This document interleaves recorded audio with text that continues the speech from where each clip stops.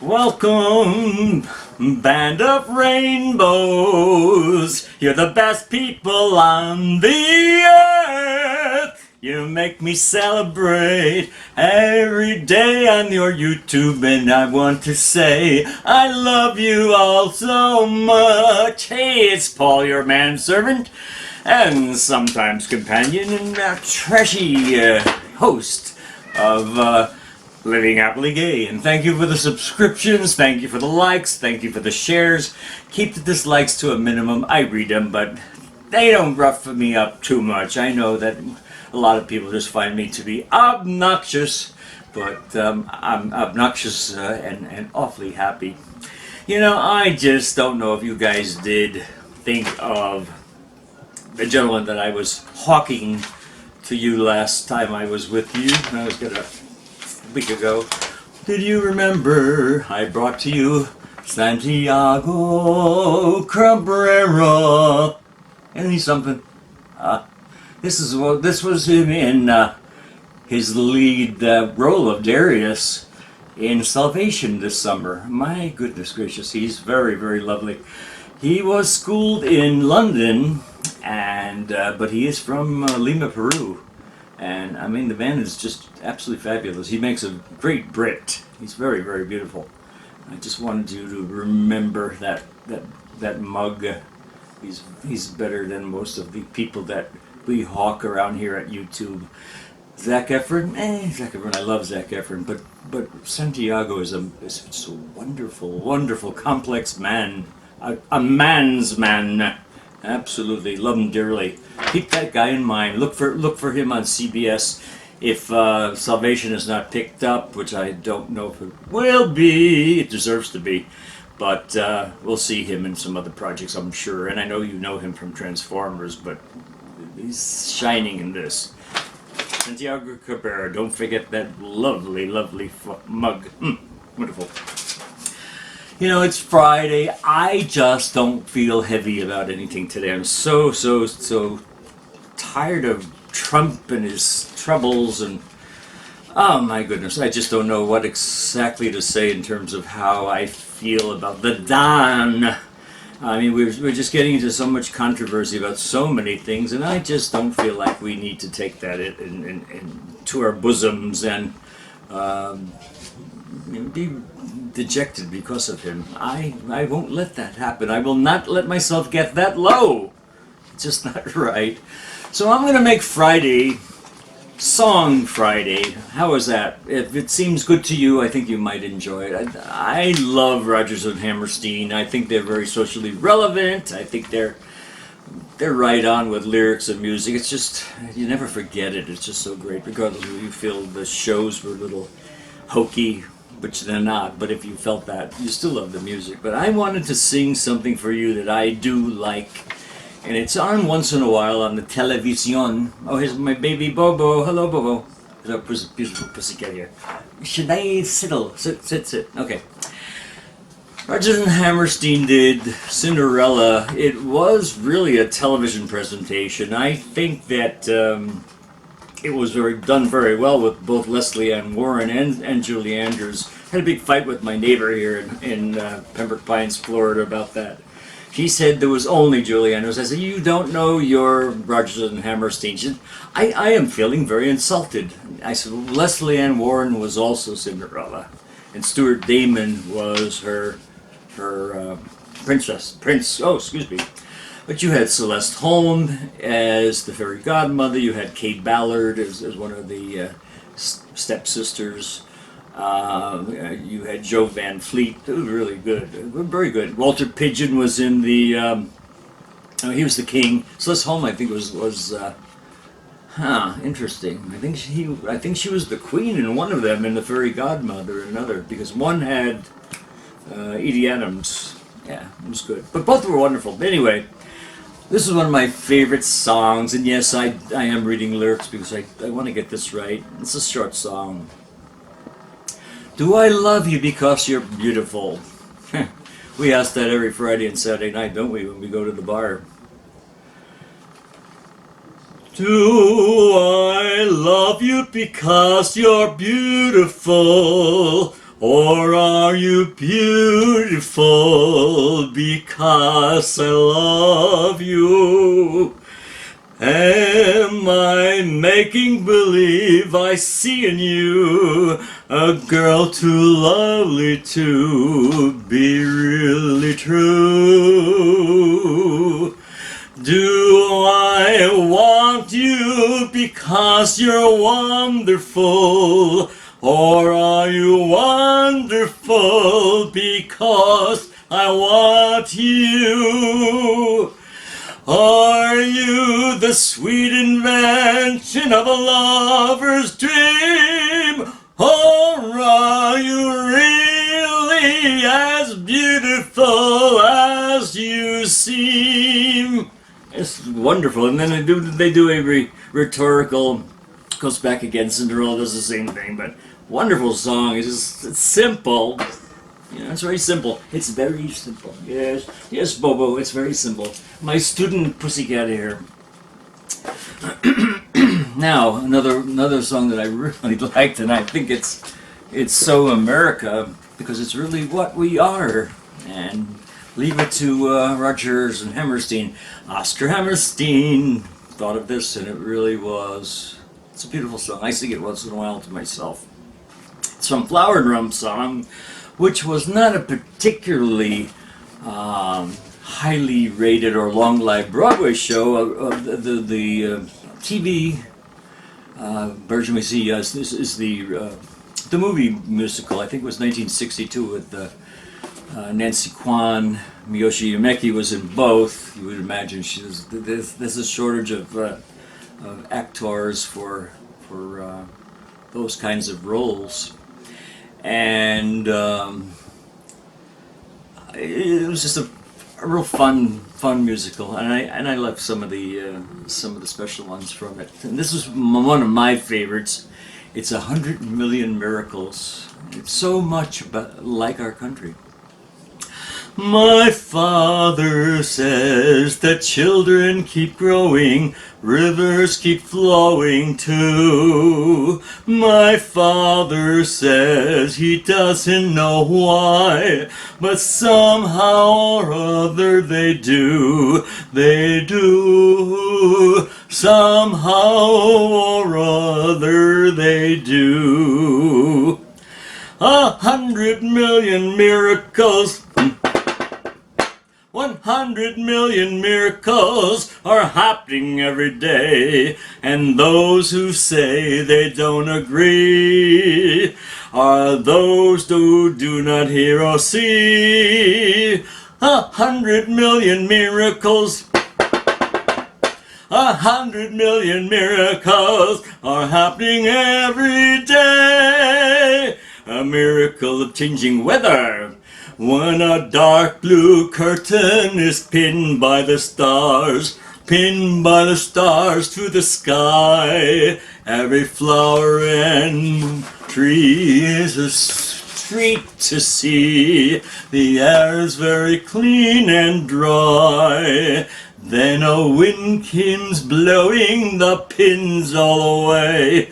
Night is confused and upset. Bum. The sky falls down like a clumsy clown. The flowers and the trees get wet, very wet. 100 million miracles. 100 million miracles are happening every day, and when the wind shall turn his face, the pins all are put all back in place. 100 million miracles. 100 million miracles are happening every day. A swallow in Tasmania is living on her eggs, and suddenly those eggs have wings and eyes and beaks and legs. 100 million miracles. A little girl in Chungking, just 30 inches tall, decides that she will try to walk and nearly doesn't fall. 100 million miracles, 100 million miracles, 100 million miracles, 100 million miracles are happening every day. It's fun. It really is fun. I love the I love the this is a simple nature song with a Chinese interpretation of it. It's just wonderful. I really do love that. I really do. Let's see, what else did I drag up here from the archives? It's all his fault. He made me fall in love again. Santiago, wonderful. Mwah. Love you. Okay, well, we have from Oklahoma. I just said I loved Santiago, so this must have some relevance. People would say we're in love. It was the first movie role that Shirley Jones had. Both Oscar and Dick picked Shirley. She was 17 at the time.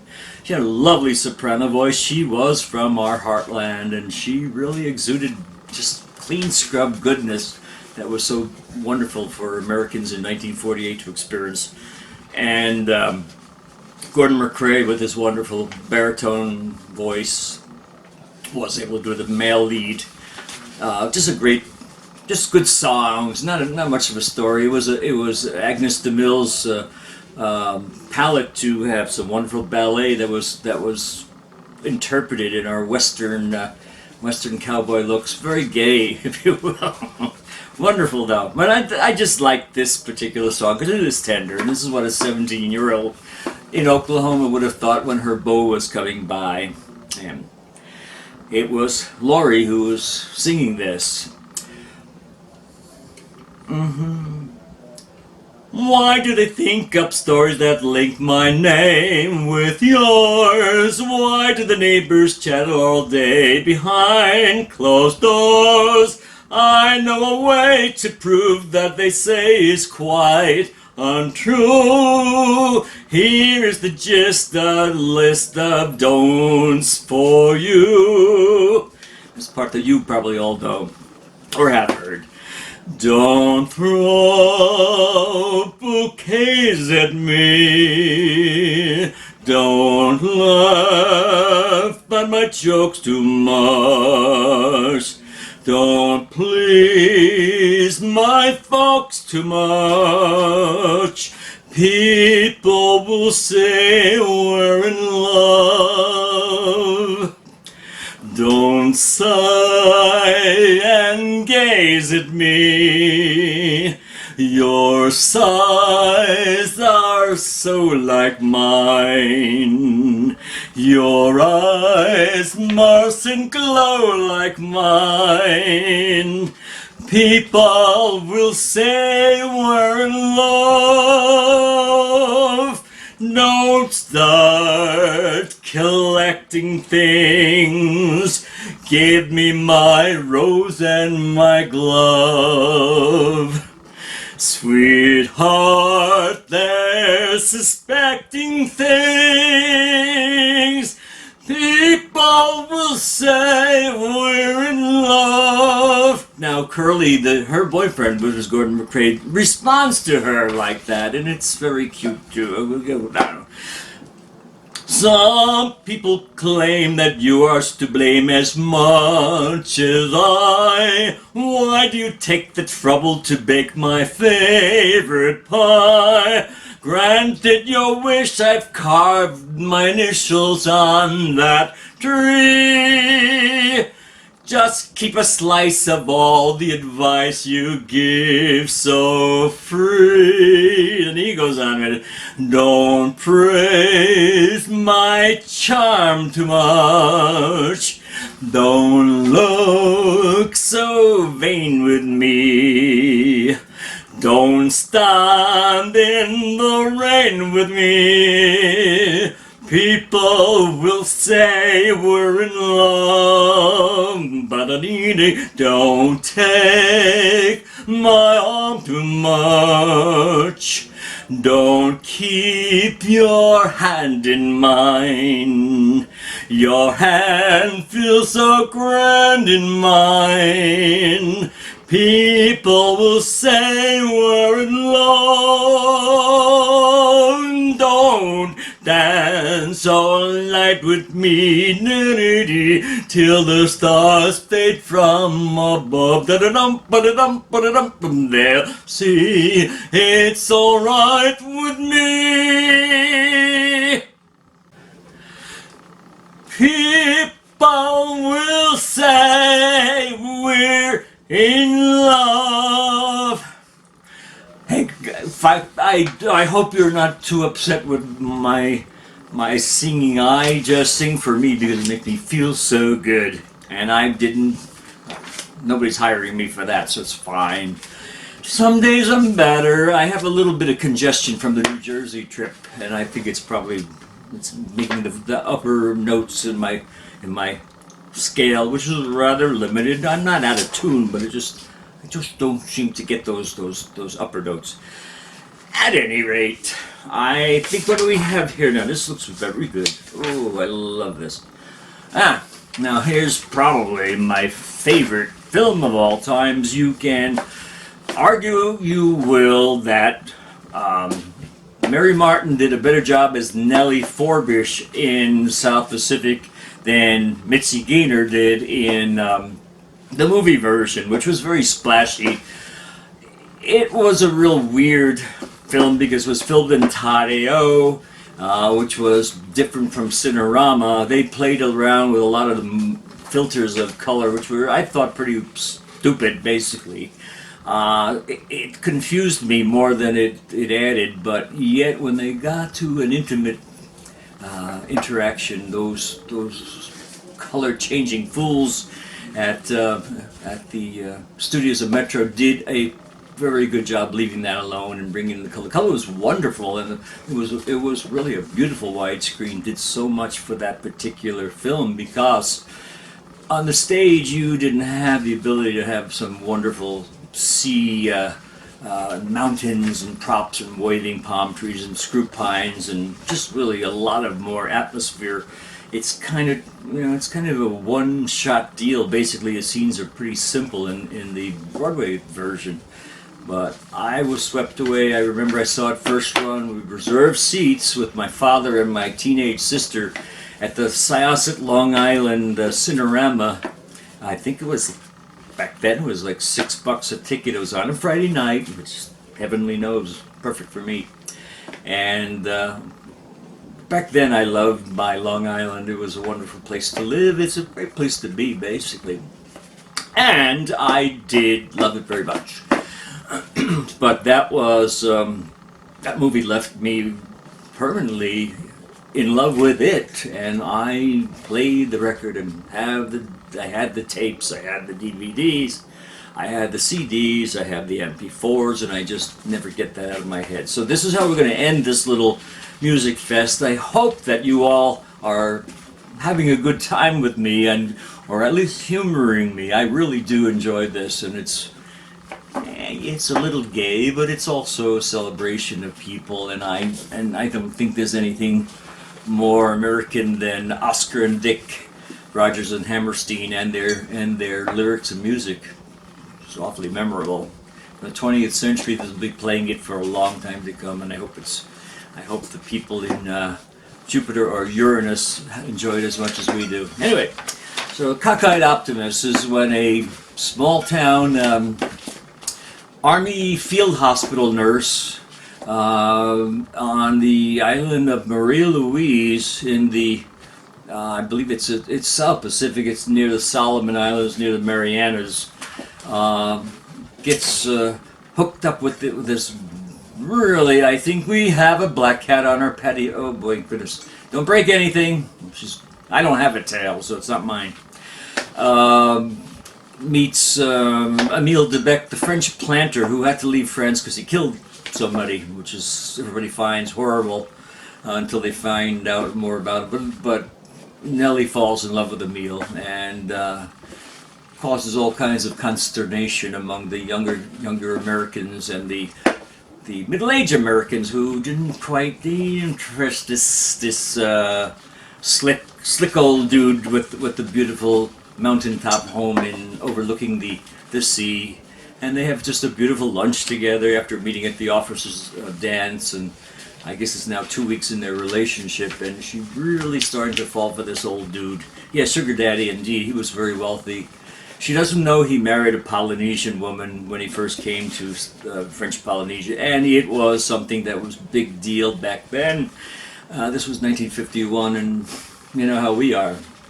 Say no more, but this is all before Nellie finds out about Emile's background, who was played by Ezio Pinza on Broadway, and then he was Rossano Brazzi in the film, and they dubbed Giorgio Tazzi's voice, because he was an opera singer, which was very ridiculous, but he lip synced pretty well. Kind of gave him the benefit of the doubt. It was a good voice. It was a wonderful, magical moment in this film. And so we're talking about the cockeyed octopus. And Nellie, like I said, she's just not a woman of this world, and she meets a cosmopolitan man, and she just really kind of flubs through this whole experience. Anyway, when the skies are bright canary yellow, I forget every cloud I've ever seen. So they call me the cockeyed optimist, immature and incurably green. I have heard people rant and rave and bellow that we're done and we might as well be dead. But I'm only a cockeyed optimist, and I can't get it into my head. I hear the human race is falling on its face and hasn't very far to go. But every whippoorwill is selling me a bill and telling me it just ain't so. I can say life is just a bowl of jello and appear more intelligent and smart. But I'm stuck like a dope with this thing called hope, and I can't get it out of my heart. Not this heart. Kind of cool, isn't it? Yeah. Don't you feel like Nelly sometimes? I do. Yeah, I do. Oftentimes. I am Nelly. Why try to fight it, gang? Your manservant Paul says it's quite all right. All right, let's go on here. I'm getting into this now. I will not let myself get so low. Probably the most beautiful and often heard ballad from this particular James A. Michener Tales of the South Pacific, that was adapted to South Pacific by Oscar and Dick, and it's about meeting that special girl and falling in love with her. You would almost get the chicken bumps on your skin when you feel what he felt for her. She represented life, vitality.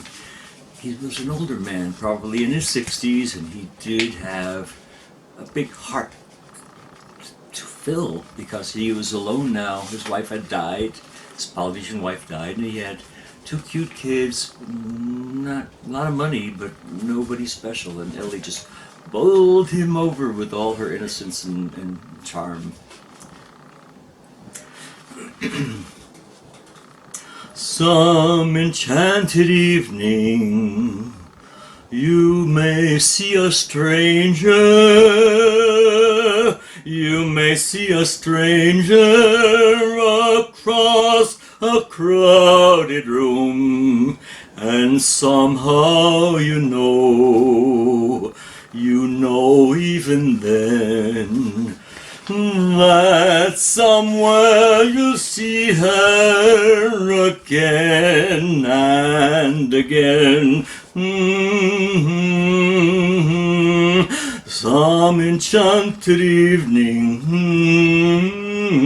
someone may be laughing.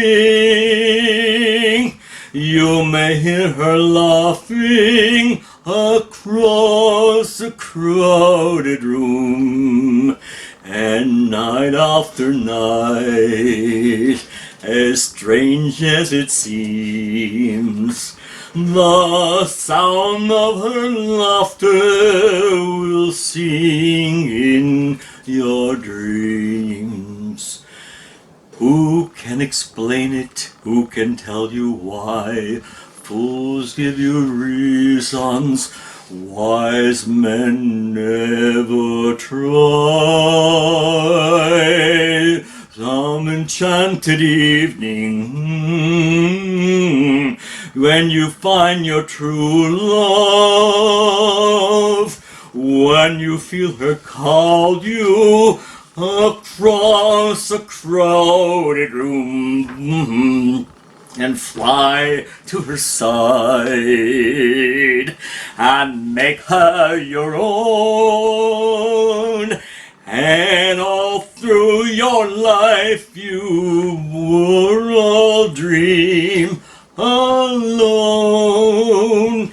Once you have found her, never let her go.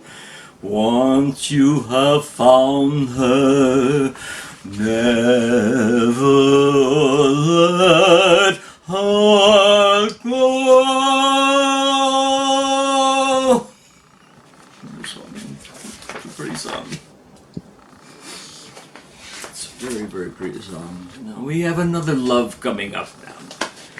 Lieutenant Cable is a Marine that was scheduled to go on a very dangerous mission, and he was going to see how the Japanese troop ships moved through this so-called passage in the island chain, which was called the bottleneck, and he needed the services of somebody who knew the islands well, was English speaking, and he had been assigned to do this particular tour with Emile Debec, because he asked the Navy captain who was on the base at Marie-Louise, "Have you heard of Emile Debec?" He said, "Yeah, he's that French planter. Nobody knows much about him."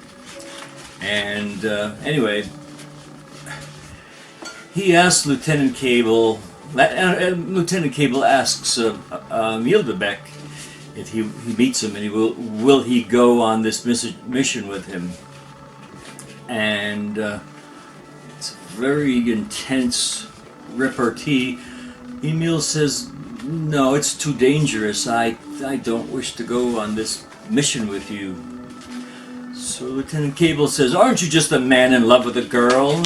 And Emile says, "Yes, I am a man. I have something to live for. Too much to live for, to risk dying for." And so he said, I won't go with you. I won't go with you." So he didn't know what to say. He walks out of Captain Bracken's office of the Navy office there on Marie-Louise, and he says to Captain Bracken, "Well, I don't know what to do now. Things have been changed with my tour of duty here. This Debec guy, I need him, and no one else can help me with this." So Captain Bracken said, "Just take a little R&R before you go." Well, one of the guys, the Seabees, been bugging Lieutenant Cable to go to Ballyhigh, and Ballyhigh is the island where the French planters put their girls and out of the way of the Navy guys, so they will not be besmirched by them and be sullied and be made non-virginal. So they were in this mysterious Ballyhigh, which Bloody Mary, who you might have heard of, she's Tonkinese, and she tries to always sell the Navy guys at the base on Marie-Louise a bunch of trinkets, grass skirts, shrunken heads, shell necklaces, etc., etc. And she latches on to Lieutenant Cable when he first arrives on the island, and she says, "You sexy man!" And Lieutenant Cable says to Luther Billis, who's played by Ray Walston very well, I might add, "Hey," she says, "you're a sexy man. You have any ideas, Lieutenant Cable, what to do with R&R here? That Bloody Mary's over from Ballyhigh, that island we can't go to, but an officer can take a launch there. too. And basically, that's what happens as we get into younger than springtime. And I think I'm going to just let this little portion pan out. I hate this camera because it really does stop me when I'm in my momentum, but it does allow me to right now say thank you, I love you, you make my day, you're wonderful people, you make me feel like a success as I'm a 50-something guy who still feels great. Well, I'm back.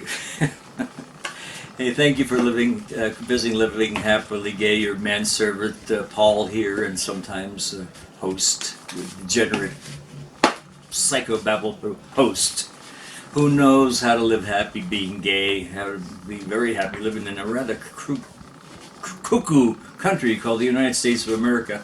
Getting more cuckoo all the time, but I still have my fun. They can't take it away from me.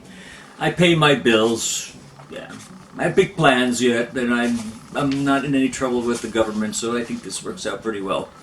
Yeah, I can say my neighbors are tolerant of me. They like me as a very odd creature. That I live in this barren, well now barren, made by the hurricane, not prime to anything part of the United States other than Cuba. I guess that was part of our United States at one time in the Spanish-American War. Yes, we're 95 miles from Havana, isn't that great? And 300 miles from the border to Georgia. That's so great. Anyway, so Lieutenant Cable said, I wasn't going to go to Bali High, but Captain Bracken said, I have time for some R&R, and you said we can get a skiff, Phyllis? And he said, oh yes, let's go out there. Let's enjoy all this wonderful boar's tooth wristband, what do you call it, bracelets and shrunken heads and pulled pork, poi, and all that good stuff. Maybe spam too, which is always popular in Hawaii, which is filmed there too, so we won't say that, but yes, it was filmed in Kauai. Anyway, so Bloody Mary takes Lieutenant Cable up the hill, up to the top of the mountain, because he doesn't want to watch the boar's tooth ceremony. They have to extricate it out of the boar's mouth. It wraps around 3 times in his jaw, and they have to pull these damn things out. So he says, I don't want to see that. So Mary takes him up the mountain, and they just go through the mist. They drift up through philodendron leaves and ferns, and it gets cooler and more lovely and more ethereal, and they come to this bamboo shack up in the top of the hill, which is, the wind is whistling through, and it's just so lovely. She turns the bamboo door, which turns from the center, and they walk on into this empty room. No furniture, no anything, just a lovely little special part of paradise. And along comes this wonderful little beautiful Polynesian girl, Liat. And Liat doesn't explain herself too well. She's only speaks French. Lieutenant Cable asks, avez-vous peur de moi? Are you afraid of me? She says, non. Votre femme, quelle relation avez-vous? Ma mère, she's your mother? That's why she was eyeing me so closely.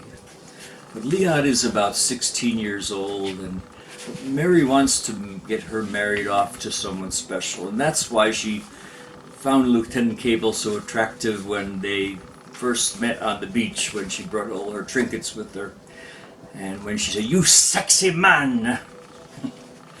Anyway, Cable lays on to Liat and just instantly feels attracted to her. She was just so beautiful, so young, so untouched by civilization, just so totally sheltered and wonderful. Played by France Nguyen in the movie. Good actress. And Lieutenant Cable sings this to her, and probably one of the sweetest songs that you'll ever hear that's a love song. I apologize in advance if I louse it up, but I love this song.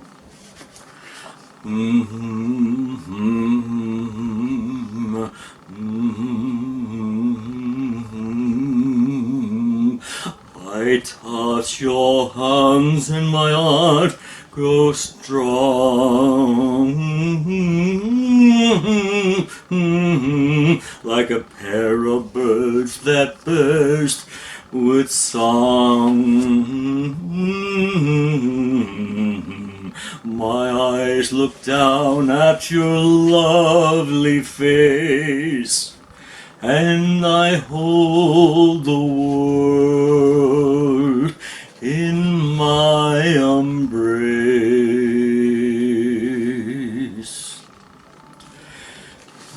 Younger than springtime are you, softer than starlight are you, warmer than winds of June are the gentle lips you gave me. Gayer than laughter are you, sweeter than music are you, angel and lover, heaven and earth are you to me.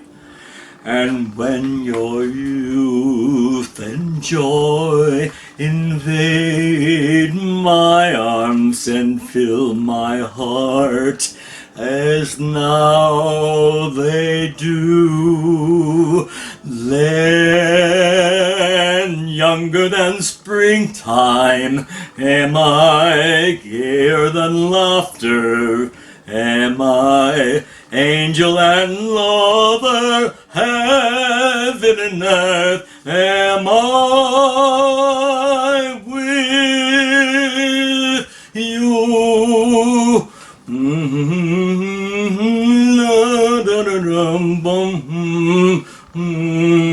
Orchestra go da da dum, ba da da dum, da da dum, da da.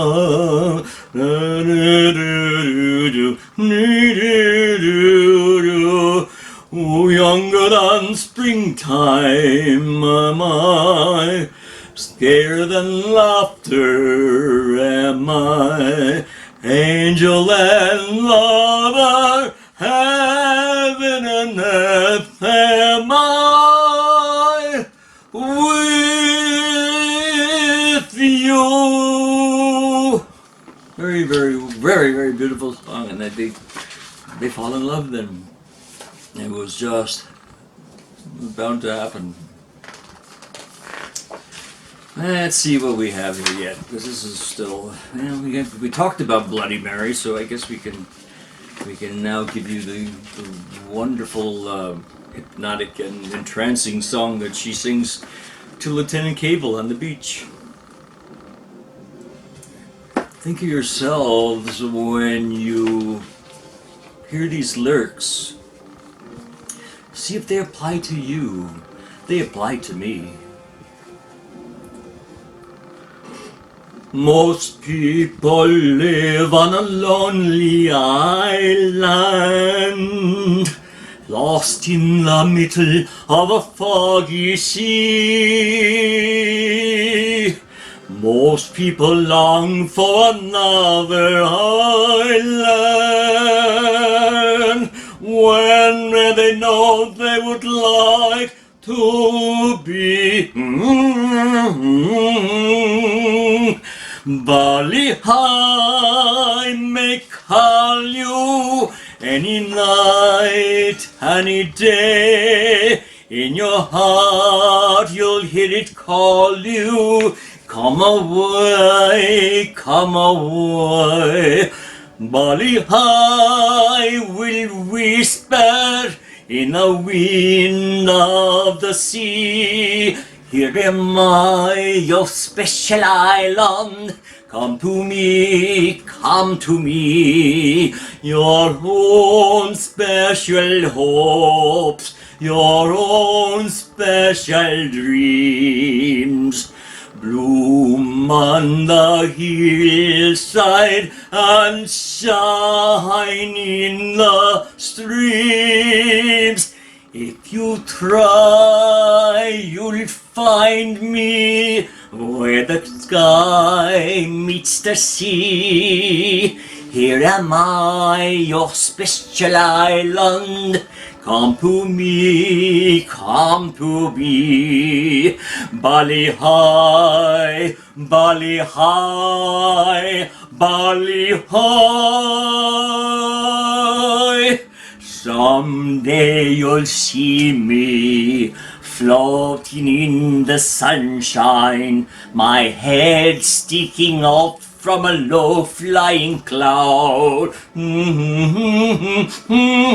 You'll hear me call you, sing into the sunshine, sweet and clear as can be. Come to me, here am I, come to me. If you try, you'll find me where the sky meets the sea. Here am I, your special island. Come to me, come to me.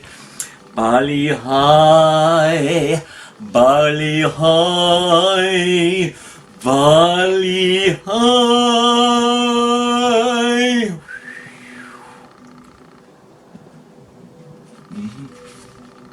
This is it. Special. Lieutenant Cable was talking to Nellie Forbush one time, and he had gotten malaria at the hospital there. They were exposed to the mosquito that carries malaria, so he got it. This was the case with most people at that time.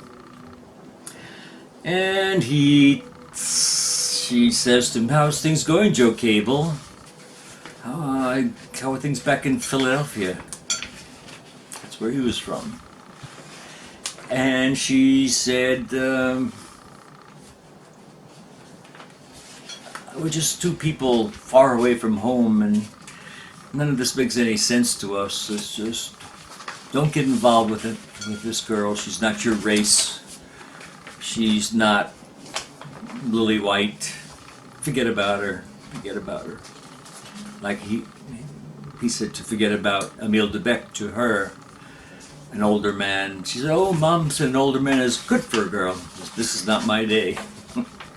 Anyway, this song was left out of the libretto for the play. It was reinstated for the film, and I think it was important that they did, because I really think it has a lot to give you that feel for two people lost from their native America back home. My girl back home, I almost forgot. A blue-eyed kid, I liked her a lot. We got engaged, both families were glad. And I was told by my uncle and dad that if I were clever and able, they'd make me a part of the partnership. Cable, Cable, and Cable, how far away? Philadelphia, PA, Princeton, NJ, how far are they? From coconut palms and banyan trees and coral sands and green balconies. And Nellie sings him down. How far away? Little Rock, Arcade. He sings Princeton, NJ. How far are they? How far are they? From coconut palms and banyan trees and coral sands and company. Very nice song. Nice song. Love it very much. Let's see what we've got here, because I want to go out with this. Yeah, I think it's just about perfect. Right, Santiago? They're Paul. I know. It's okay, Santiago. We'll get you top billing one of the new CBS dramas. You're wonderful. Yeah, good man. All right, I love you. See ya. Well, this old man doesn't go so far without saying goodbye to you again. He just sort of... Santiago insisted that I sing this song to you. And yes, thank you one more time from the bottom of my heart for subscribing to Living Happily Gay. And thank you for liking us and pressing the bell that notifies you of when new, better editions than this come out. But yes, thank you very much. We've made 400,000 views. We're going on 11,000 subscriptions. Don't know what to say, gang. I really don't know what to say other than thank you for being part of my family. Brad would echo that sentiment if he wasn't working so hard right now. He'll be joining us tomorrow. We want to get this New Jersey trip summed up so you can see it and some quality to it. I hope it's good. Oh God, I hope it's good. Anyway. When Nellie becomes very dissatisfied with what's going on, she does find out not too long thereafter that Emil had married a Polynesian woman, and those kids that she thought were so cute when she met them at his house were his kids.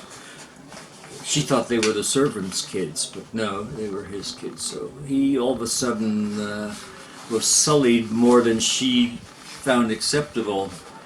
She really felt very upset with him, and she said, I know no one could hate you, but I don't know what I feel. I just was born this way. I can't tell you why I feel these things, but we were born this way. And Emil says, you were not born that way. You were not taught to hate. Yes, we just have to be with our own kind. He thought that was the most ridiculous thing that he ever heard in his life, but she asked for a transfer. She wanted to get away from him.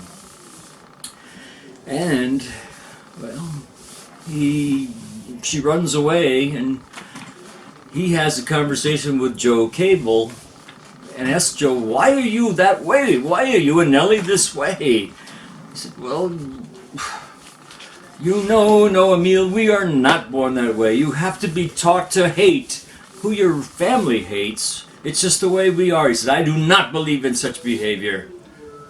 Well, you're not a citizen of the United States. You wouldn't understand. We don't feel that way. We don't like people that are not like ourselves. We are white, European background, hot dog American eating, fabulous, provincial, somewhat stupid, ignorant I should say, ignorant cast of millions who just feel uncomfortable with people who have different eyes and different skin and don't speak our language. You know, it's being echoed right now by our president and the man who spoke at the University of Florida yesterday for white supremacy. Ugh, it's very scary. But anyway, so Emil doesn't agree with Joe, and he sings to him this kind of scary song. You've got to be taught to hate and fear. You've got to be taught from year to year. It's got to be drummed in your dear little ear. You've got to be carefully taught.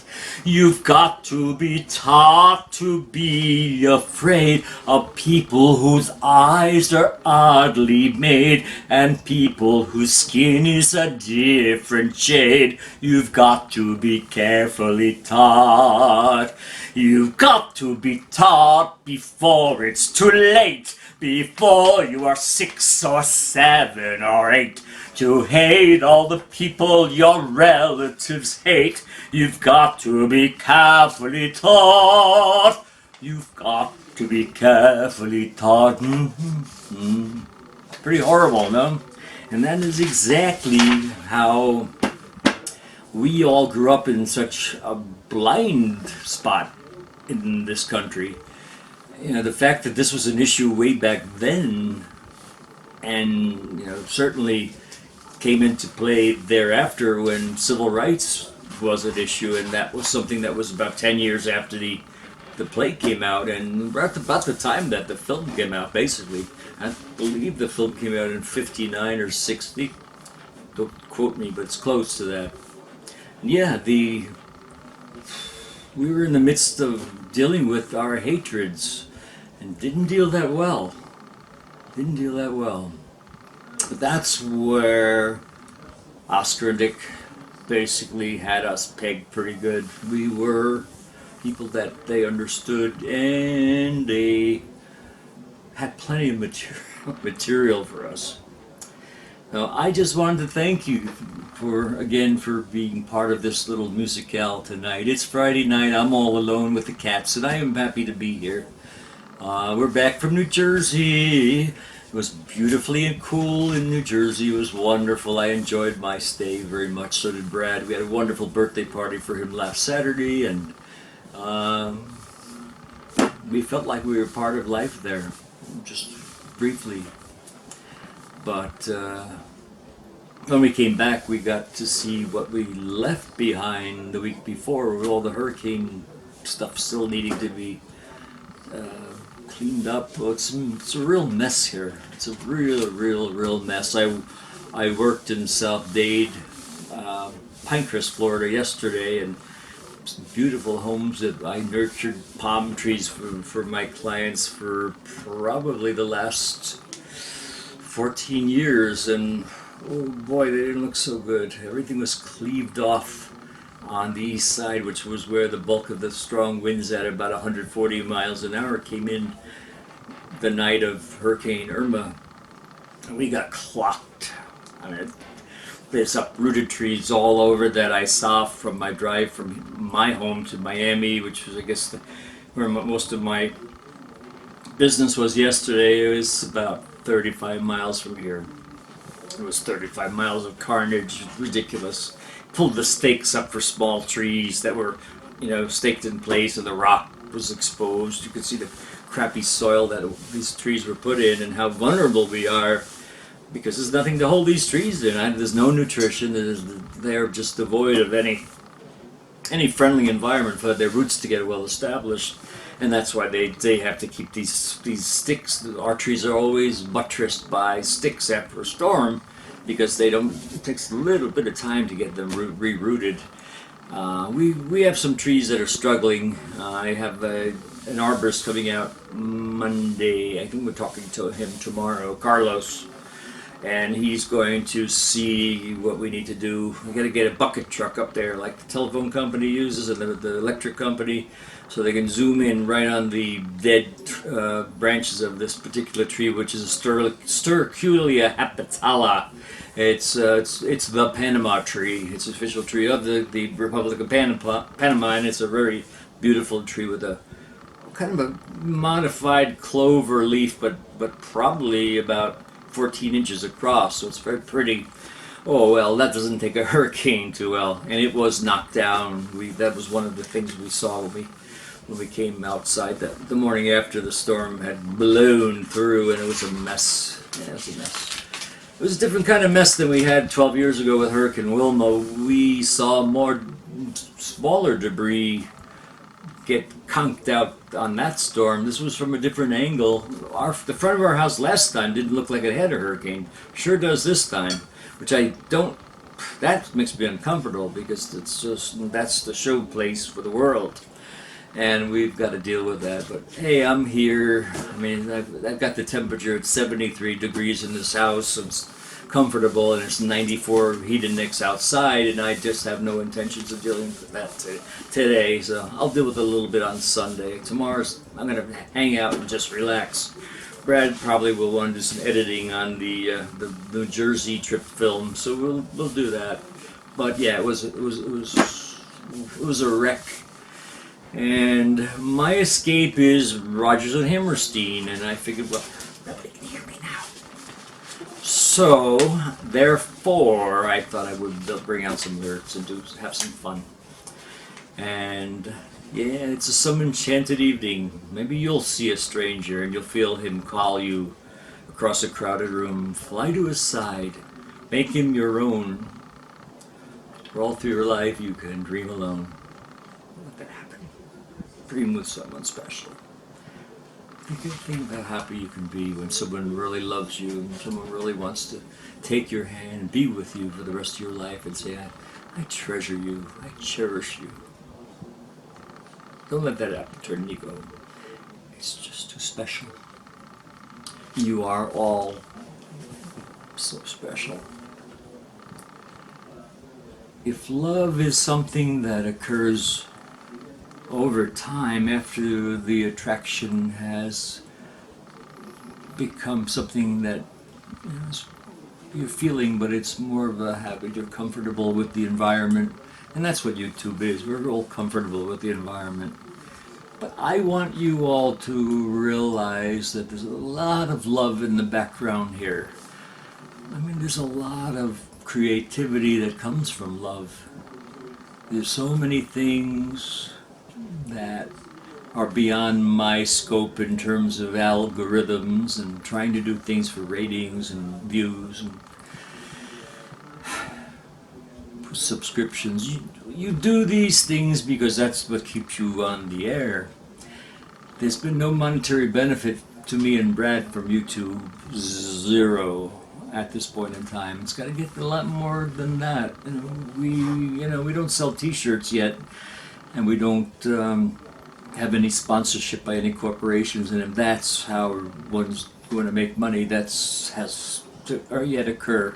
And it probably won't until 2018. We'll see where we go with all that stuff. I don't know. But we are all together now. Like I said, more money going out than going in. I would love to be able to not do Paul the Palm Doctor, palmdoctor.com if you want to check out the website. I don't think it's good for my health. I worked very hard yesterday. It was blazingly warm. There was a lot of trees that I tended to that were very, very, very sick, and they'd been blasted. I mean, I didn't know where to start. I took some pictures. And I still can't believe it, actually. But that's how tenuous our existence is here on the rock, as I call it, because it does not have a lot to fall back upon.